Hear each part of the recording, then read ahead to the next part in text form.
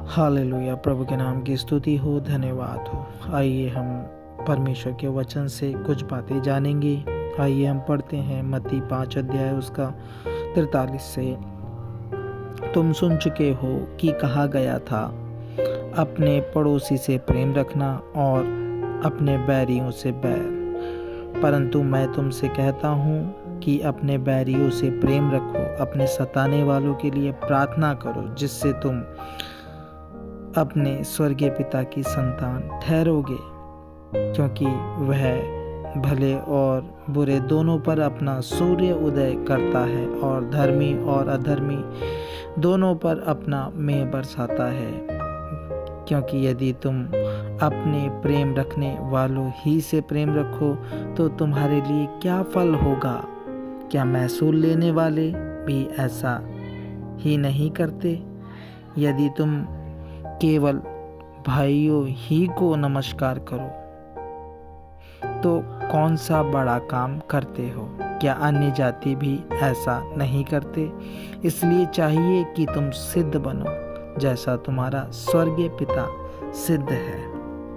परमेश्वर चाहता है कि हम परमेश्वर की सोच और समझ में आए और बढ़ें।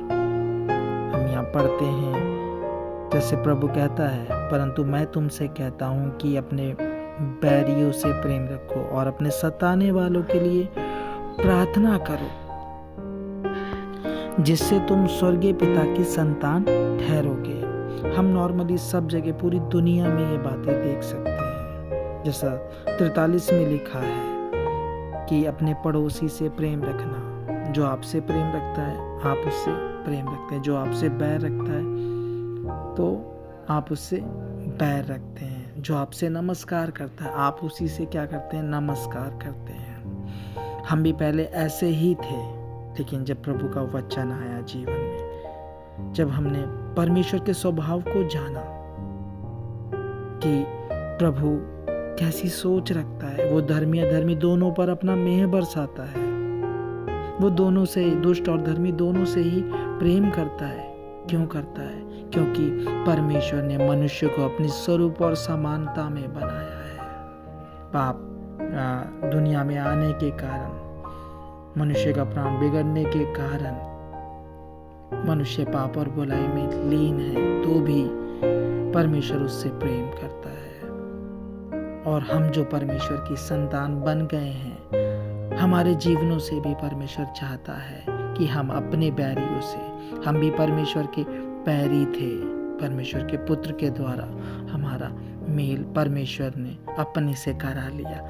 इसी प्रकार परमेश्वर हमारे जीवनों से चाहता है कि हम भी अपने बैरियों से प्रेम करें, अपने सताने वालों के लिए प्रार्थना करें, ताकि एक व्यक्ति परमेश्वर के समीप आए, परमेश्वर को जाने, परमेश्वर के पुत्र प्रभु यीशु मसीह के द्वारा वो उद्धार पाए। परमेश्वर चाहता है। परमेश्वर,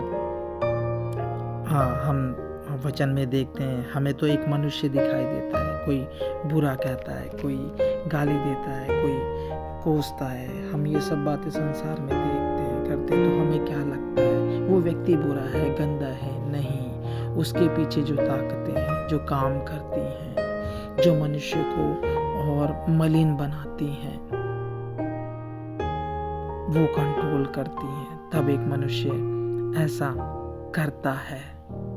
तो हमें चाहिए कि हमें, अभी पिछले वीडियो में हमने जाना है कि कैसे हमें भलाई के द्वारा बुराई को जीतना है। तभी एक व्यक्ति पाप से स्वतंत्र हो पाएगा, शैतान की दासत्व से स्वतंत्र होने पाएगा। नहीं तो वो उसी को ही प्रिय जानेगा, यानी कि पाप और बुराई को। हाँ, हम परमेश्वर के वचन में और भी देख सकते हैं। हम लूका 9 अध्याय में 55 में कुछ आयतें हैं, वहाँ पर यूँ लिखा है कि प्रभु के जब उठाए जाने के दिन नज़दीक आए, तब प्रभु यरूशलेम जाने का उन्होंने मन बनाया। तो उनको एक सामरिया से, एक गांव से होकर जाना था। तो प्रभु ने अपने चेलों को भेजा कि उन्हें वहाँ से जाने दें या जगह तैयार करके जाने दें करके। तो वहाँ के लोगों ने उन्हें मना किया। तो याकूब यूहन्ना प्रभु से कहते हैं, तू क्या चाहता है कि हम तेरे लिए स्वर्ग से आग उतार कर इन लोगों को नष्ट करें, नाश करें? तो प्रभु अपने चेलों को डांटता है और कहता है, तुम नहीं जानते कि तुम किस आत्मा के हो। इसीलिए हमें प्रभु ने पवित्र बनाया, हमें पवित्र आत्मा दिया है। तो हमें समझना है, जानना है कि हम किस आत्मा के हैं। हम शाप और नाश के वारिस नहीं हैं, हम अनंत जीवन के वारिस हैं। अनुग्रह का आत्मा हमें दिया गया है, तो हमें भी लोगों पर क्या करना है? अनुग्रह ही करना है।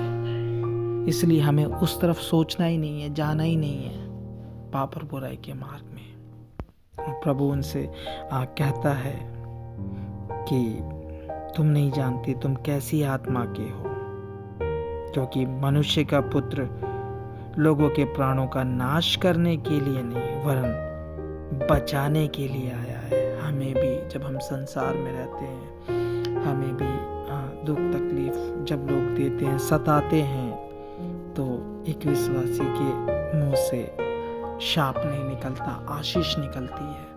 अगर जो परमेश्वर के वचन में जो बढ़ रहा है वो कभी भी शाप नहीं निकालेगा, हमेशा आशीष ही देगा। क्यों?